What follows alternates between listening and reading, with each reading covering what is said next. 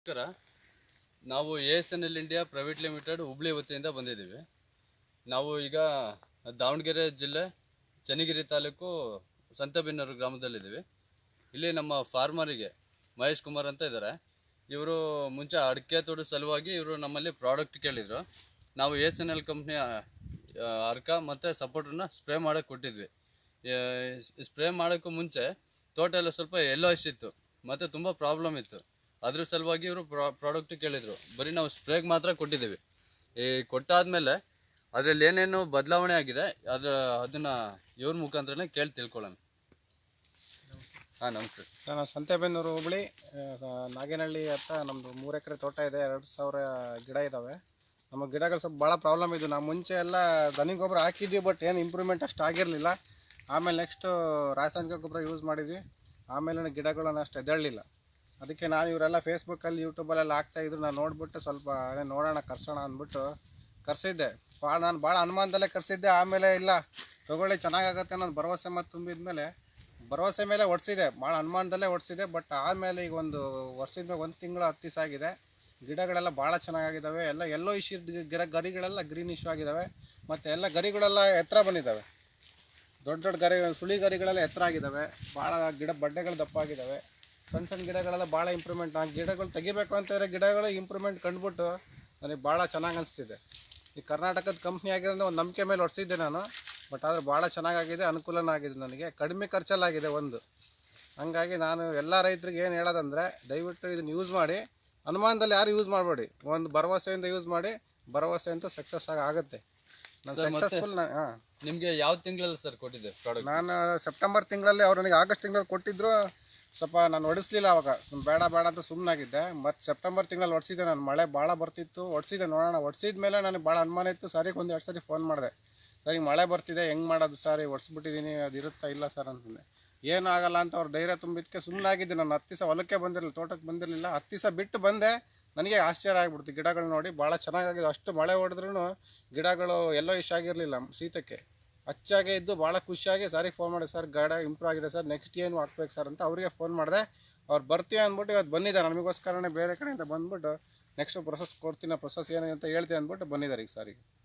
ಸರಿ. ನೀವೇ ಇದೆಲ್ಲ ನೋಡ್ಬೋದು. ಇವೆಲ್ಲ ನೀವು ಚೇಂಜಸ್ ಆಗುತ್ತೆ ಗಿಡ ಅಂತ ಅನ್ಕೊಂಡಿದ್ದಿಲ್ಲ? ಇಲ್ಲ ಸರ್, ಯಾವ ಚೇಂಜಸ್ ಆಗ್ತಿರ್ಲಿಲ್ಲ. ಇದೆಲ್ಲ ಏನು ಚೇಂಜಸ್ ಆಗ್ತಿರ್ಲಿಲ್ಲ. ಎಲ್ಲ ಒಂಥರ ಎಡೆಮುಡಿ ರೋಗ ಥರ ಆಗ್ಬಿಟ್ಟಿದ್ದು ಗಿಡಗಳೆಲ್ಲ. ಈ ಗರಿ ಎಲ್ಲ ಸಣ್ಣದಾಗಿ ಎಲ್ಲ ಚುಕ್ಕಿ ರೋಗಗಳು. ಈಗ ಗರಿಗಳೆಲ್ಲ ಮಾಡಿದ್ಮೇಲೆ ಇದು ಸ್ಪ್ರೇ ಮಾಡಿದ್ಮೇಲೆ ಬಂದಿರೋದು ಇದೆಲ್ಲ. ಸರ್ ಇದೆಲ್ಲ ಗರಿಗಳು ಡಿಸೀಸಸ್ ಇದ್ದಿದ್ದೆಲ್ಲ. ಹೌದು. ಇದೆಲ್ಲ ಏನಿದೆ ಡಿಸೀಸಸ್ ಇದ್ದಿದೆ.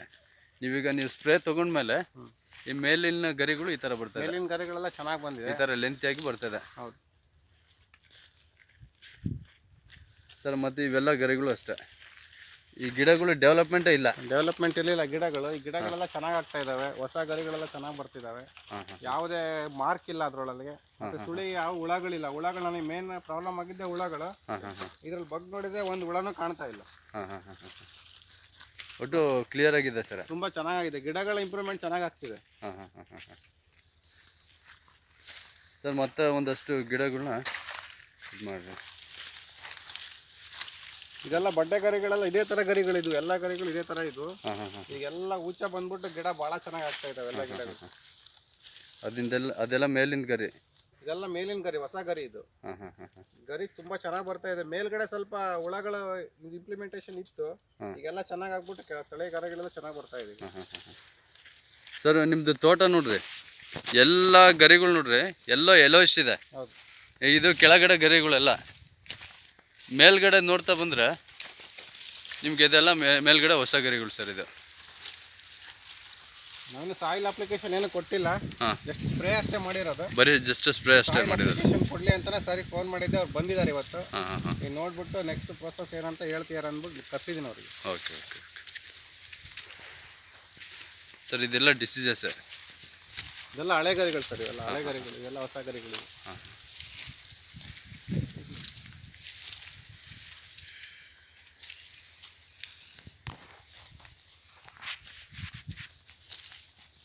ಸರ್ ಮತ್ತೆ ನಿಮ್ಮ ಸುತ್ತಮುತ್ತಲು ರೈತರಿಗೆ ಏನಕ್ಕೆ ಹೇಳಕ್ಕೆ ಇಷ್ಟಪಡ್ತೀರಿ ಸರ್? ಸರ್ ದಯವಿಟ್ಟು ನನ್ನ ಅನಿಸಿಕೆ, ನನ್ನ ಅಭಿಪ್ರಾಯ ನನಗೆ ತುಂಬ ಚೆನ್ನಾಗಿ ಅನಿಸಿದೆ. ನಾನಂತೂ ನೆಕ್ಸ್ಟ್ ಕಂಟಿನ್ಯೂ ಇದನ್ನೇ ಮಾಡಬೇಕಂತ ನನ್ನ ಮನಸ್ಸಲ್ಲಿದೆ. ಮಾಡಬೇಕು ಅಂತ ಅಂದ್ಕೊಂಡಿದ್ದೀನಿ, ಸುತ್ತಮುತ್ತಲರಿಗೂ ಹೇಳಬೇಕು ಅಂದ್ಕೊಂಡಿದ್ದೀನಿ, ಹೇಳ್ತೀನಿ ಅದನ್ನು. ಸರಿ ಸರ್, ನಿಮ್ಮ ಒಂದು ಅಭಿಪ್ರಾಯನ ವ್ಯಕ್ತಪಡಿಸಿದ್ದಕ್ಕೆ ಧನ್ಯವಾದಗಳು ಸರ್. Thank you.